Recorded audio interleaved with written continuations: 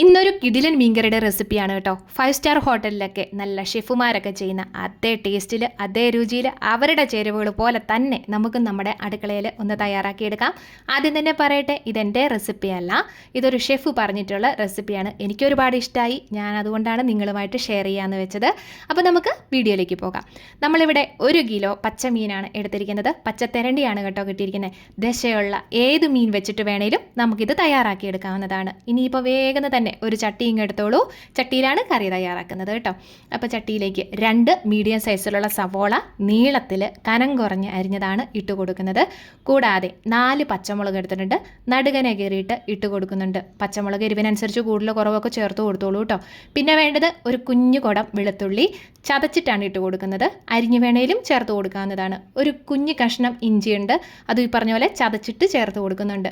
ചതച്ചിട്ട് ചേർത്ത് കൊടുക്കുകയാണെന്നുണ്ടെങ്കിൽ അത് വേറൊരു ടേസ്റ്റ് തന്നെയാണ്. പുളിക്കനുസരിച്ചുള്ള തക്കാളി ചേർത്ത് കൊടുക്കാം. ഞാനിവിടെ ഒരു കുഞ്ഞു തക്കാളിയും വലിയ തക്കാളിയും നീളത്തിൽ കനം കുറച്ചരിഞ്ഞതാണ് ഇട്ട് കൊടുത്തിരിക്കുന്നത്. ഇനി വേണം പൊടികളൊക്കെ ചേർത്ത് കൊടുക്കാനായിട്ട്. മല്ലിപ്പൊടി, മഞ്ഞൾപ്പൊടി, മുളക് പൊടി നമ്മളിതിലേക്ക് ആദ്യം ചേർത്ത് കൊടുക്കുന്നുണ്ട്. അതുപോലെ അളവുകളൊക്കെ വഴിയെ പറഞ്ഞു തരാം കേട്ടോ. ഒരു 1/2 ടീസ്പൂണോളം തന്നെ ഉലുവ ചേർത്ത് കൊടുക്കുന്നുണ്ട്. അപ്പോൾ ഉലുവ പൊടിയാണെങ്കിലും കുഴപ്പമില്ല, ചേർത്ത് കൊടുക്കാവുന്നതാണ്. പിന്നെ വേണ്ടത് ഉപ്പാണ്. കല്ലുപ്പുണ്ടെങ്കിൽ അത് ചേർത്ത് കൊടുക്കുന്നതാണ് നല്ലത്. നമ്മുടെ ഇവിടെ കല്ലുപ്പില്ലാത്തത് കൊണ്ട് സാധാരണ പൊടിയുപ്പ് ചേർത്ത് കൊടുത്തെന്ന് മാത്രം. പിന്നെ കുറച്ച് കറിവേപ്പില ചേർത്ത് കൊടുക്കുന്നുണ്ട്. ഇനി പുളിക്ക് നമ്മളിതിലേക്ക് ചേർത്ത് കൊടുക്കുന്നത് വാളംപുളിയാണ്. ഒരു ചെറുനാരങ്ങ വലുപ്പത്തിൽ വാളംപുളി ചെറിയ ചൂടുവെള്ളത്തിലിട്ട് വെച്ചിട്ടുണ്ടായിരുന്നു. നല്ല രീതിയിലൊന്ന് പിഴിഞ്ഞിട്ട് നമുക്കിതിലേക്ക് ഒഴിച്ചു കൊടുക്കാവുന്നതാണ്. ഒരു കാര്യം ഈ ഒരു സമയത്ത് ഞാൻ വിട്ടുപോയിരുന്നു, വെളിച്ചെണ്ണ ഒഴിക്കാനായിട്ട്. പച്ച വെളിച്ചെണ്ണ 1 ടേബിൾ സ്പൂൺ വേണം ഈ ഒരു സമയത്ത് ഇതിലേക്ക് ചേർത്ത് കൊടുക്കാനായിട്ട്.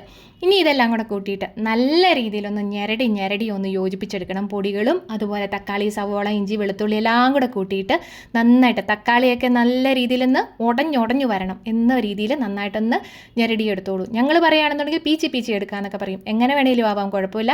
പിന്നെ ഒരു കാര്യം പറയട്ടെ, മുളക് പൊടിയാണ്. അതുകൊണ്ട് തന്നെ പാചകമൊക്കെ പഠിച്ചു വരുന്ന കുട്ടികളൊക്കെ ആണെന്നുണ്ടെങ്കിൽ മുളക് പൊടിക്ക് നമ്മൾ ഇതുപോലെ ഞെരടിയെടുക്കുന്ന സമയത്ത് നല്ലൊരു പുകച്ചിലൊക്കെ ഉണ്ടാവും. അതുകൊണ്ട് തന്നെ ഒരു ഗ്ലൗസ് ഇട്ട് ചെയ്യുകയാണെന്നുണ്ടെങ്കിൽ അതായിരിക്കും ഏറ്റവും നല്ലത്. പൊടികളുടെ അളവും കൂടെ പറഞ്ഞേക്കാം. മഞ്ഞൾപ്പൊടി 1/2 ടീസ്പൂൺ, മല്ലിപ്പൊടി 1 ടീസ്പൂൺ, മുളക് പൊടി 2 ടേബിൾ സ്പൂൺ നല്ലതും, 1 ടേബിൾ സ്പൂൺ കാശ്മീരി മുളക് പൊടിയാണ് നമ്മളിതിൽ ഉപയോഗിച്ചിരിക്കുന്നത്. പിന്നെയേ മുളക് പൊടി എരിവിനനുസരിച്ച് മാറ്റി കൊടുക്കുക, എന്ത് വേണേലും ആകാവുന്നതാണ് കേട്ടോ. അങ്ങനെ നമ്മുടെ തക്കാളിയൊക്കെ നല്ല രീതിയിലൊന്ന് ഞെരടി യോജിപ്പിച്ചെടുത്തിട്ടുണ്ട്. കാണുമ്പോൾ തന്നെ മനസ്സിലാവും നന്നായിട്ടൊന്ന് തിക്കായിട്ട് വന്നിട്ടുണ്ട്. ഇനി ഗ്രേവിക്ക് അനുസരിച്ചുള്ള വെള്ളം ചേർത്ത് കൊടുത്തോളൂ. നമ്മളിവിടെ ഇത്തിരി ഗ്രേവി കൂടുതൽ വേണ്ടതുകൊണ്ട് തന്നെ കുറച്ച് വെള്ളം ഉപയോഗിച്ച് കൊടുത്തിട്ടുണ്ട്. നിങ്ങൾക്ക് ആവശ്യത്തിനനുസരിച്ചുള്ളത് ചേർത്ത് കൊടുക്കാവുന്നതാണ്. ഇനി നന്നായിട്ടൊന്ന് തിളച്ച് വരട്ടെ.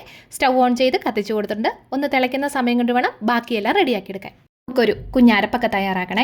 അപ്പോൾ അരപ്പിനായിട്ട് തേങ്ങ ചിരകിയിട്ട് കൊടുക്കുന്നുണ്ട്. അളവ് പറയുകയാണെന്നുണ്ടെങ്കിൽ എനിക്ക് കിട്ടിയ റെസിപ്പിയിൽ നിന്നും 1 കിലോ മീനിന് 1 തേങ്ങ എന്നുള്ള അളവാണ്. പക്ഷെ നമ്മൾക്ക് അത്ര ഒന്നും നടക്കില്ലാത്തത് കൊണ്ട് അത്ര ഒന്നും ഇട്ട് കൊടുത്തിട്ടില്ല കേട്ടോ. 3-4 കൊച്ചുള്ളിയും 1/4 ടീസ്പൂണോളം തന്നെ പെരുംജീരകവും നമ്മളിതിലേക്ക് ചേർത്ത് കൊടുക്കുന്നുണ്ട്. കുറച്ച് മാത്രം വെള്ളം ആദ്യം ഒഴിച്ചു കൊടുത്തിട്ട് നല്ല വെണ്ണ പോലെ ഒന്ന് അരച്ചെടുക്കാം. അപ്പോൾ അരച്ചെടുക്കുന്ന സമയത്ത് ഇത്തിരി വെള്ളത്തിന് കുറവ് വരുമ്പോൾ കുറച്ചുകൂടെ വെള്ളം ചേർത്തിട്ട് നന്നായിട്ടൊന്ന് അരച്ചെടുക്കാവുന്നതാണ്. അപ്പോൾ ആ തേങ്ങ ചെറുതായിട്ട് അടർന്നു വന്നിട്ടുണ്ടായിരുന്നു. അതിൻ്റെയാണ് ഈ കറുപ്പ് പോലെ ഇങ്ങനെ കിടക്കുന്നത് കേട്ടോ. ഞാനത് ചുരുട്ടിക്കളഞ്ഞൊന്നുമില്ല, അതുകൊണ്ട് തന്നെ.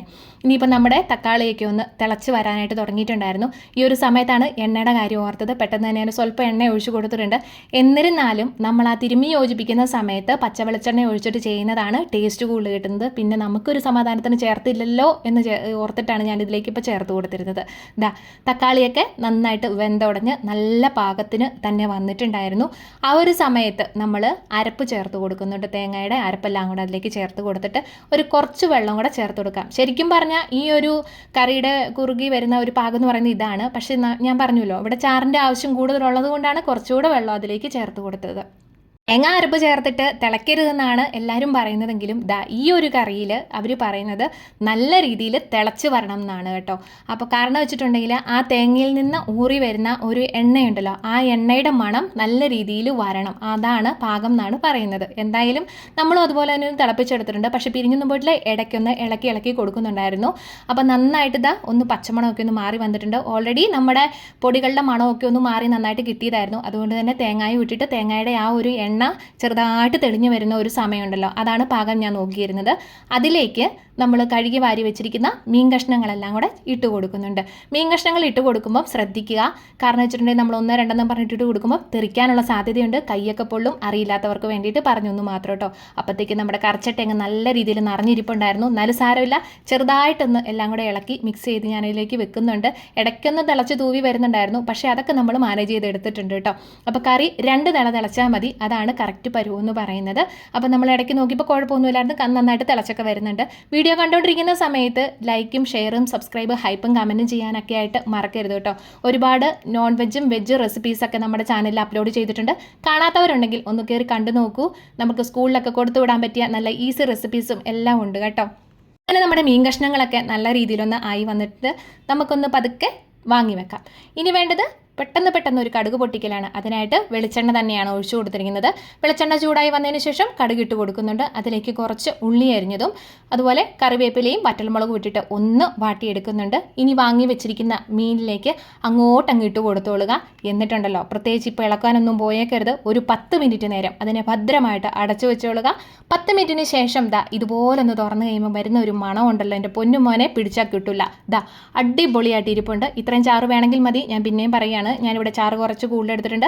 തീർച്ചയായിട്ടും ഒന്ന് ട്രൈ ചെയ്ത് നോക്കിക്കോളൂ.